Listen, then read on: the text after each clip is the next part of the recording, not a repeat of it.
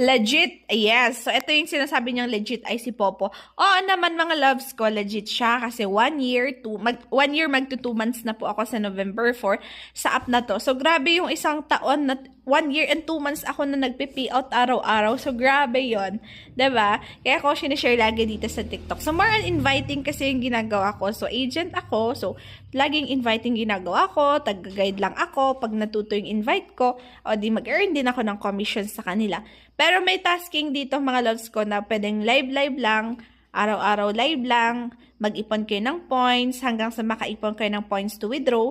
Points kasi iipunin dito. So maraming tasking dito sa Popo. Matututo kayo pag nag-try kayo dito. Sa message na lang ako kung gusto nyo i-try, gusto nyo sumali sa agency ko, or gusto mag-agent. Agent na lang kayo. Mas maganda yon.